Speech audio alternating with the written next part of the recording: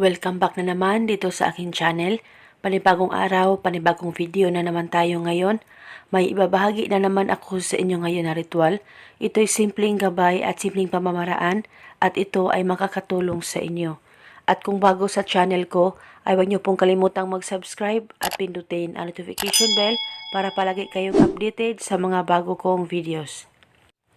Palagi na lang bang nagsisinungaling sa iyo ang partner mo? At talaga bang ikaw ay may pagdududa sa kanya?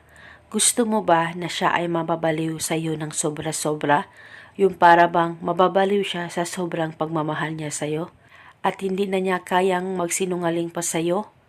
Gawin mo lamang itong simple at epektibong ritual na ituturo ko sa inyo. Dapat palaging buo ang tiwala niyo sa mga ganitong pamamaraan.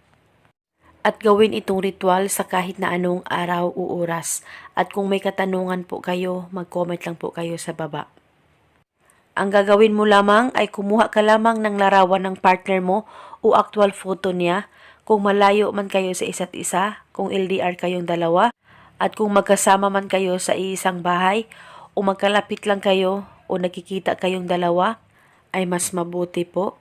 Ang gagawin mo lamang ay kumuha ka lamang ng kaunting laway mo at ipahid mo lang ang laway mo sa larawan niya o di kaya sa partner mo na magkasama kayong dalawa. Ipahid mo lang kahit saan parte ng katawan niya at dapat hindi niya malaman na pinapahiran mo siya ng laway mo.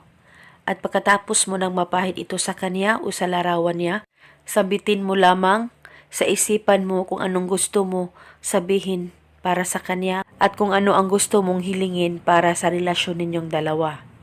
Sambitin mo lang ng paulit-ulit kung anong gusto mo para sa kanya o sa relasyon ninyong dalawa.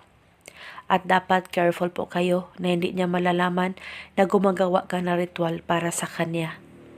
At kung LDR man kayong dalawa at larawan ang ginagamit mo, ay itago mo itong larawan niya, ilagay ito sa unan mo o di kaya sa damitan mo at itago ito hanggang kailan mo gusto.